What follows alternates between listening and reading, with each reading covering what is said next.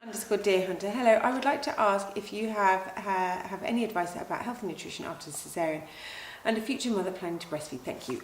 Sure, you need to make sure you're getting loads and loads of good fats. You need to make sure you've got lots of vegetables in there, phytonutrients. I would say trying to use some oils and things for your cesarean.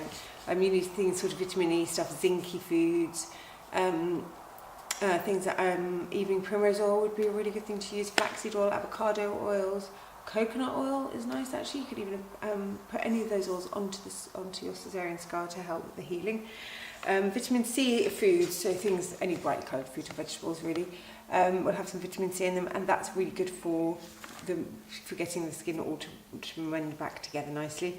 And the good fats are really that you need, so the nuts and seeds, or you could make sure you're getting fish. Not too much fish though, but a bit of fish are really good for milk production. At KMBB23, what is your opinion on dairy for children 1 and 3? She's got 1 and 3, particularly cow's milk and cheese. I'm not a big fan of dairy, but I do like my cheese sometimes. I don't really have an issue with it, but I do see kids who are terribly congested and have like snot pouring down their faces, and then they've got a bottle of cow's milk. So if your child is reacting like that, then I would definitely take the cow's milk out, because it can be just quite congesting. So just see how they go. I just see how they get on with it. It can be quite inflammatory. I mean, if you don't need to, I wouldn't if I was you. At Beth King, at Rosemary Ferguson, is there any foods that are particularly helpful with lymphatic drainage, especially around the face? So make sure you stay hydrated. Hot water and lemon would be a good thing. And there are herbs like red clover cleavers and Manchester. I can't ever say that one. And that's it. They help to support the lymph flow. I would also say, things like doing a hot and cold shower on your face or stuff, is really good for the lymph. It gets it pumping. Body brushing your body will help the lymph around the face as well, because the lymph is all one system. So it's not just around here; it's the whole body. You need to get moving. And I wonder if so dry body brushing, and then yes, cold and hot showers in the morning is a really good way to start the day. Yes. At Julie_A_Mitchell, to bloat or not to bloat? That is a question. IBS relieving foods. And then IBS. It's hard to sort of say. It depends what's causing it, because some people, you have to be. IBS is just a general term for when we don't understand exactly what's causing your symptoms. So some people do really well with on a FODMAP diet, which is no garlics, leeks, onions, those sort of foods, oligosaccharides. Some people find that they have IBS from lentils, beans. Some people get bloating from kiwi fruit. It's so depending on you, and the only person who can work that out is you, unless you go and do an intolerance test or something like that. And it's very, very frustrating for you, I'm sure, because often you eat so many different things in a meal, and you're like, well, I don't know which single one caused that. So you could do an intolerance test, or just be very mindful and just, the only way you can do it is sort of go, okay, well, I'm going to take that out and see how it reacts, and take that out and see how that reacts. I would also think perhaps you should come and see me, or go and see somebody to work through what exactly is the cause, and to work on your gut a bit. Something like L-glutamine might help your gut work a bit better. Okay, at A_Ainsley_Muir. Hi Rosemary, I've really struggled to lose weight since having my second child, who is now 5. I've tried all sorts, but to no avail. I'm very active too and go to the gym regularly. Any suggestions of where to turn next, please? Okay, when you're stuck like this, there's usually a blockage somewhere, something's stopping it. If you've got a new baby, says you're very active too, I'm wondering what you're doing at the gym. Maybe it's about trying to take some time for yourself, because if you're in a state of stress all the time, your body's not going to really lose weight. It will, but it's going to struggle. So that might be the blockage, that you're trying really hard to do the right thing. It'd be interesting to know what you ate as well, I suppose. So I think, as long as you're eating properly.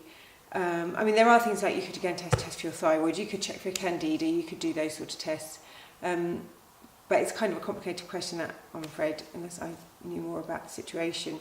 I wonder if it's stress. It's because you're probably tired and exhausted, and maybe you should be doing something like yoga or going for a walk instead. If you did 45 minutes walking every day with your pram, it might work better because you're not stressed out.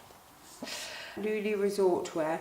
I'm drinking oat milk in my teas. I'm not a fan of cow's milk. The brand I drink is Oatly Barista, and I noticed it has veg oil and quite a lot, but worried it might not be as healthy as I thought. I know oat milk does have vegetable oil, and actually, when I saw your question, I had a look at all of them because I use a few brands, and I know that they have vegetable oil, but I couldn't find any without. So I've used almond milk.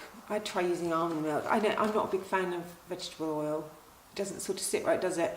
If you get a good company, they will use a good quality vegetable oil, but it is high in omega-6s, and we have lots of omega-6 in our life. We don't need really anymore. So I would have a look at almond milk. At Ollie Recycles is coming home. It's coming home, question mark. No, it's not coming.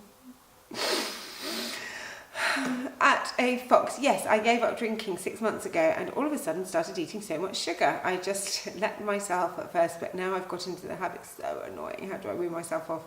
Any tips apart from brute discipline?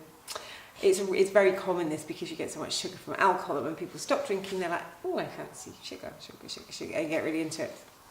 I've kind of done it myself as well, so I've been through that myself. So what do you do? It is kind of a bit of brute discipline. There are things such, there's a mineral called chromium, which you can buy in a supplement form, which will help you. It helps your body to balance blood sugar cravings. Cinnamon is a great one. I know it's an old favourite, but it does really help. So if you have cinnamon in the morning, try to have things around, like have a bowl of blueberries. That can help. It's just you need to perhaps change what you're snacking on, so you don't get hungry. Make sure you've got nuts and seeds. I feel like I've said nuts and seeds about 45 times today, but they are really good because they've got quite a sugar. They're quite high in calories. They will help you to feel full. They give you energy, so that you don't get to that point where you're low in energy and then you're like, oh, give me sugar. But yeah, brute discipline it is. And your taste buds will change. I promise you, 2 weeks, and you will be there. You just got to get through those first 2 weeks. At Simon the Butch, I've been looking into the magic of broth. What are your thoughts? Broth is a really nice thing to have around. I think it's got some lovely nutrition stuff. It's got nice things for joints and bones, and it's hydrating, and it's a really good thing to have around. I think if you're hungry, and it's nice and soothing at night time. At Wendy Regan, at Miss Delmont Design _design. I think I've got to the bottom of your chat. Yes, vitamin D you need to take in winter, and you need to supplement. Yes, you do. Definitely do. They tested, and pretty much everybody is deficient in Britain.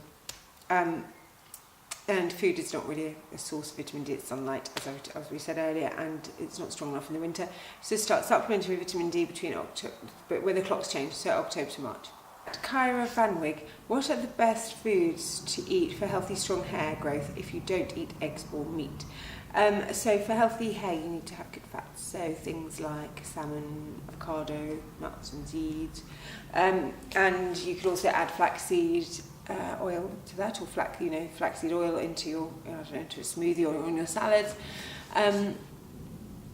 And then zinc is really good as well for growth. So we've been talking about zinc quite a few times. Things like seafood, cashews, chickpeas all have lots of zinc in them. At grand_Maffa, how can I curb my appetite as a breastfeeding mother, constantly hungry, but I do need to lose about 4 kilos and I have totally plateaued? Well, yeah, what about, you need to keep your calories up because well, it depends, obviously not that much, but you do use quite a lot of calories breastfeeding. You don't want to interrupt breast milk production. What about having a shake? You could do a shake. I'm quite a big fan, or you could try doing a protein shake with some wheatgrass and maca would be good for energy into it. Using hemp protein or something like Sunora is a nice protein company. That might be a good thing to do. It depends what you're eating, I suppose, and make sure you're getting your food, because you can eat a lot of fresh foods, so make sure you're eating as much as that, and you probably won't be hungry then, but you'll be eating all the right stuff, and that should help you to move. And also, I wonder if you're doing any exercise and stuff like that, because if you get out there and get moving, that will help too. Okay, at Old Albion, at Rosemary Ferguson, are you Team England nutrition coach, and if not, why not? Well, I totally agree. I will get onto them straight away. At Deep Fried Bacon, I do a juice fast plan I do your juice fast plan once a week. Any suggestions on what to and what not to eat the day after your 1 and 2 day fast? You want to, so after the 2 day, I'm glad you do that, it's so good, it does keep you on the straight and narrow. I think you should, after day 1 or 2 day fast, you want to help your liver keep on taking all this, you've given your liver loads of support, you want to support it more.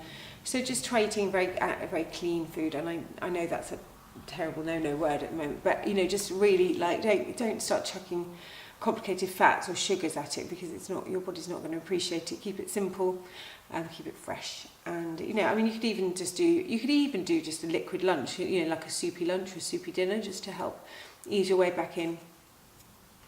At Emily Jane Wellness, any advice on best plant-based sources of omega-3 for skin health? I'm thinking flax and chia, but anything else?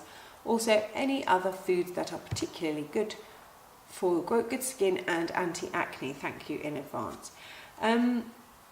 Yes, omega-3s, flax and chia are good. With chia seed, chia is really, really difficult to break down, so it acts as really good for fibre. But if you want to get the omega-3s, I'd get the ground chia seed, just so you know. And probably the same with flax, actually.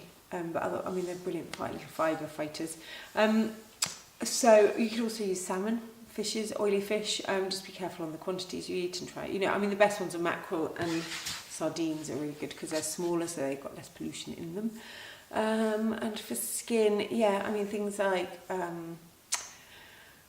brightly coloured berries with high vitamin C. I feel like we said berries a lot this time as well. And anti-acne, so zinc foods again, zinc is really good for skin healing. So we've said it's seafoods, poultry, some chicken has it, cashews, some beans, especially chickpeas. So yes, so those are really, so that will really help to heal skin. Make sure you're drinking loads of water. You have to keep it flushing through underneath the skin, and I hope that helps. Okay, that's it. That's the Marathon July Q&A done, and I will see you at some point in August. See ya.